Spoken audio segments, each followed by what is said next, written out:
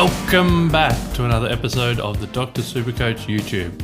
You're on again with Pig, and we're here to look to try and find you some good vice captain or captain picks for round 11. There were some huge scores from premium players last week, and if you're able to get onto one of them as your vice captain or captain, it would have done a lot of good for your overall ranking, especially because over half the competition had the captaincy on Max Gawn's 109. I was one of those people, sucked a little bit. He did well to end up kind of getting to 109, but that's not what we want at all. But without further ado, let's get stuck into this week's captaincy options. My number 3 vice captain is Zach Butters. Zach is in hot form. He's averaging 133 over his last 3 games. He scored well against Geelong and Hawthorn in recent weeks, which are 2 teams who give up big points to inside midfielders this year. This matchup with North Melbourne should also be a favourable matchup, but unfortunately it kind of isn't as juicy as I first hoped. To the Kangaroos' credit, they've kind of clamped down in the last 5 games.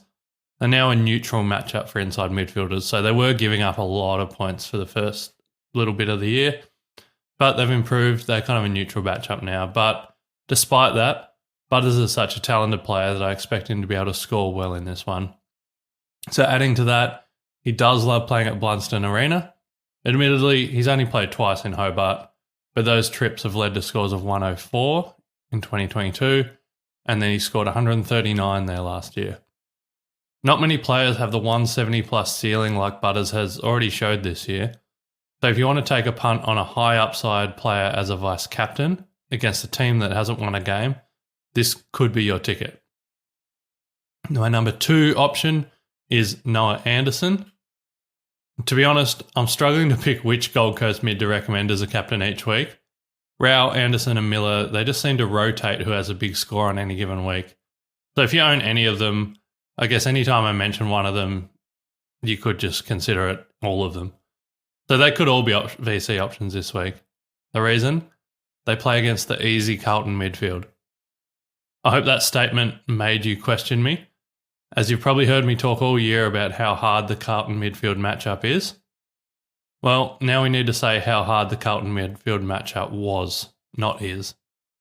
Since Sam Walsh has returned in round 5, Carlton have gone from the hardest midfield matchup in the league to the easiest. That's a huge swing over the last 6 games.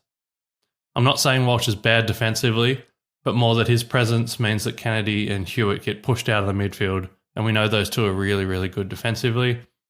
Someone in Slack also mentioned that was about the same time they bought Pitnet back and they went with the dual ruck setup. I'm not sure if that has any impact. It may do. Just another reason potentially why Carlton are now giving up a lot of points. I was actually going to bring this observation up last week. I noticed it last week and I was going to recommend Heaney as a vice captain, but then Chera got injured, so I expected Hewitt to go back into the midfield and tag Heaney, so that's kind of why I didn't bring that up. But despite Hewitt coming back in the team, Warner scored 172, Rowbottom scored 127, and Heaney scored 121 against the Blues midfield. That just goes to show they are very, very easy to score against right now. This gives me faith in all the Gold Coast midfielders. So if you have any of them, you could consider vice captaining any of them this week, I think.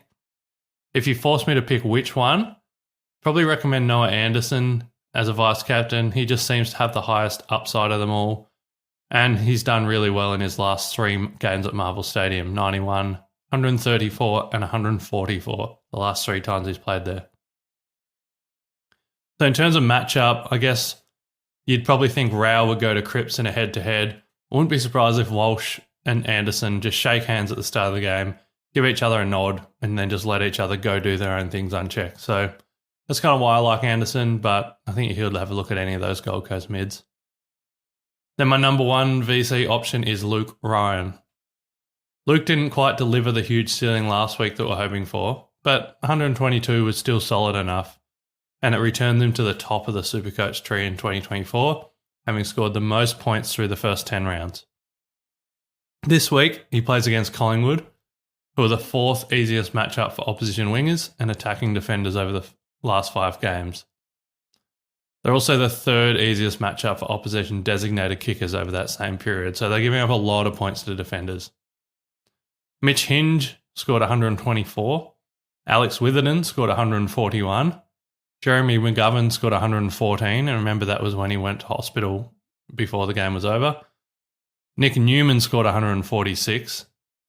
Andy McGrath scored Nick Newman scored 148, and Andy McGrath scored 146, and Nick Martin scored 124.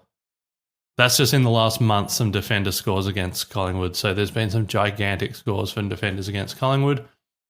My gut feeling is that a lot of people will be probably ignoring the Luke Ryan VC this week, purely because he didn't destroy St Kilda like they hoped he would. I think that might be a mistake, as he's got a very favourable matchup again this week, and he's got a season average of 130 SuperCoach points. He's leading the league, so if you get the best player in SuperCoach against a very favourable matchup, it's probably worth a vice captain. We'll then go to my point of difference captain, and that is Jordan Dawson.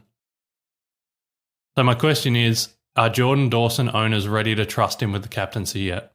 That is an interesting thought. If you own Dawson, let me know in the comments if you trust him, because he does play the last game of the round, and it would have to be a captaincy. If you do trust him, I think he could be a nice captain option for you this week. A 3-round average of 114, and he had 142 only 2 weeks ago, and a nice home matchup with West Coast that might be worth looking at. West Coast are one of the easiest matchups for inside midfielders over the last 5 games. And I guess as long as Elliot Yeo is injured I really do expect that to continue. To add to that, Dawson is averaging 120 points per game this year at Adelaide Oval versus 90 away from Adelaide Oval. I mean, sure, it's only a 5-game sample size for each data point. He's only played 5 at home, 5 away. But a 30-point difference between Adelaide Oval and not is significant. If we look back to last year, Jordan's 3 highest scores were all at Adelaide Oval, those being 150, 152 and 173. So he's got this huge ceiling there at Adelaide. The Crows play the last game of the week, so saving your captaincy for Dawson is very risky, but it has the potential to pay off with a player that has a huge ceiling against an easy opponent at a venue that he dominates. So, yeah, let me know. Will you be using Dawson as your pod captain this week? It's an interesting one. And then we'll go to my 5 captains that I'm really quite confident in. Number 5 is Nick Martin. Anytime we have a high-scoring defender against the Richmond Tigers, we just have to look at them seriously. After all, Richmond are the easiest matchup for opposition wingers and attacking defenders over the last 5 games. Not only that, but they're also the easiest matchup for opposition general defenders over the last 5 games. And, would you know it, they're also the easiest matchup for opposition designated kickers over the last 5 games. So to summarise that, they are by far the best team to vice captain or captain a winger or a defender against. By far, by a long, long way. The obvious examples in recent weeks are the 161 they allowed Dane Zorko to score, or the 197 they gave up to Luke Ryan. They're both massive scores. But even outside of the Uber premiums, they've also allowed a bunch of other defenders to outscore their season average.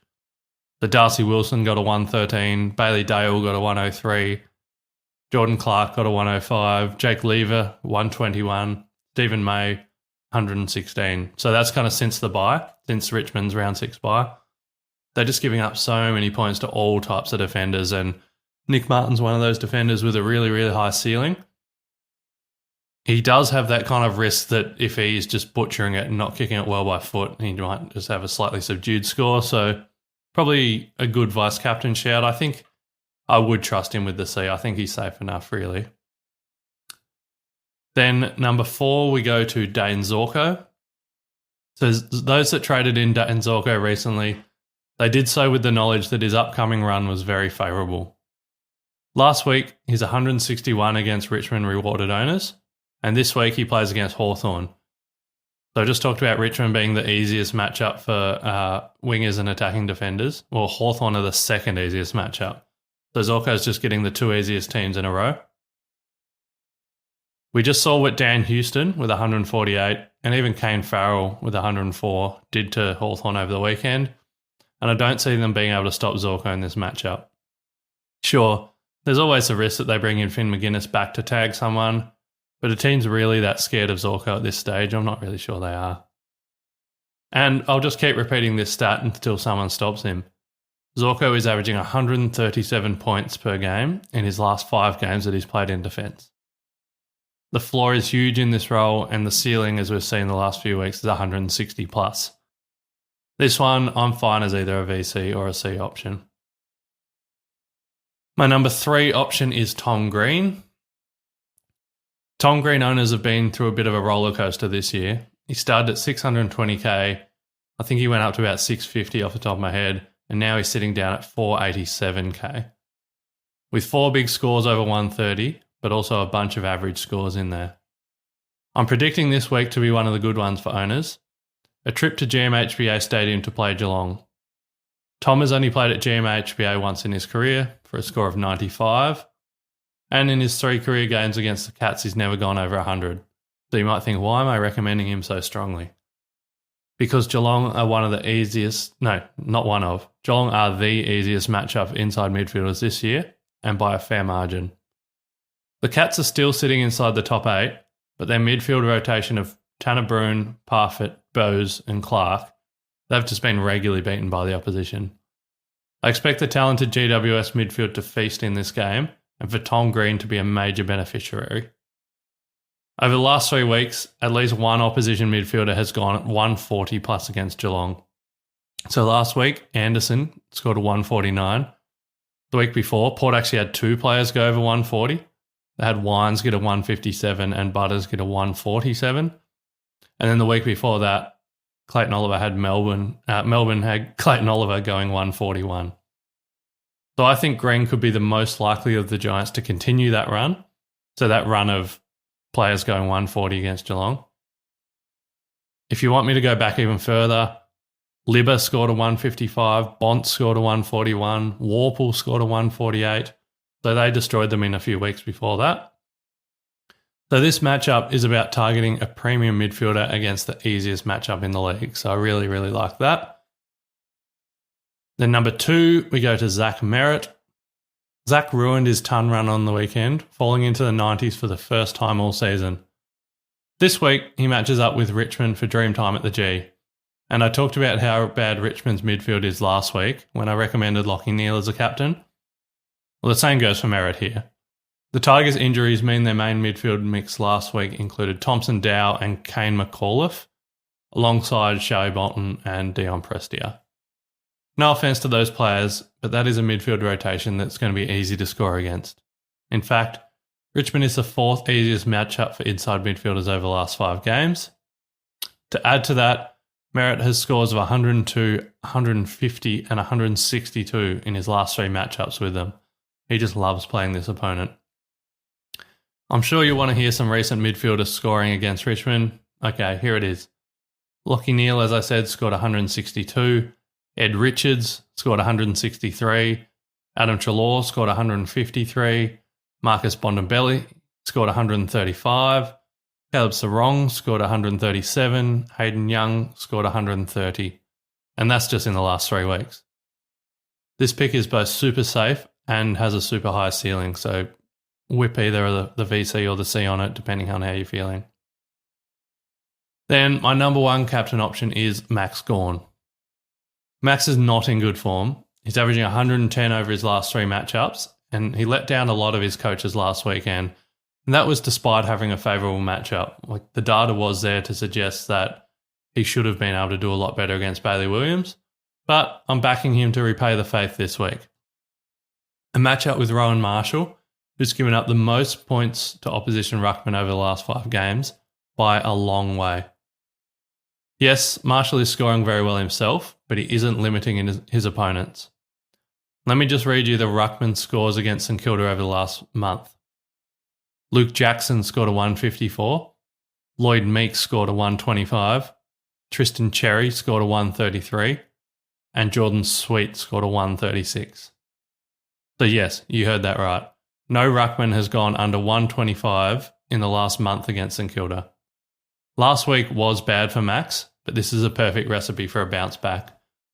Not only that, I've talked before about targeting a club captain after a bad loss for his team. Well, Melbourne wants to be considered premiership contenders, and they went over to Perth and they lost to West Coast in a game that everyone was watching. They'll be blasted in the media this week, and rightly so. Gawn himself had a down game, and he'll be looking to redeem himself. I expect a very aggressive Max Gawn this weekend against the easiest ruck matchup in the league. I can understand if you don't trust him with the captaincy after the last 3 weeks, but hopefully I've at least given you some reason to consider it. So that's my options for this week. I think there's a lot of really, really good options here. Like I said, Butters, I think Butters is like a safe kind of, high 120s. I don't think he's going to go giant, but you never know. Any of the Gold Coast boys I think could go well. I like Anderson's ceiling. Luke Ryan, I think he really surprises people this week in terms of people will have forgotten about him because he didn't smash St Kilda, but I think he's going to pop here. Jordan Dawson is a really interesting one if you're brave enough. And then we've got 2 defenders against really favourable matchups in Nick Martin and Dane Zorko. I think they'll both be really good, really high ceilings. Tom Green and Zach Merrett in terms of gun midfielders playing against really, really weak opponents. And Max Gawn bouncing back is my best bet this week. So that's me. I think I'm going Max Gawn as my captain. That's locked in. I need to decide whether I VC Tom Green, Dane Zorko, or Luke Ryan are probably the 3 I'm looking at. I'd probably project them all to go around the same score. I wouldn't be surprised if they all kind of peppered the 140 mark, so we'll see what happens. But that's me. As always, don't forget to subscribe to this channel and jump over on Twitter to follow me at pig_DRC, or if you're in the Dr. Supercoach Slack, just hit me up there.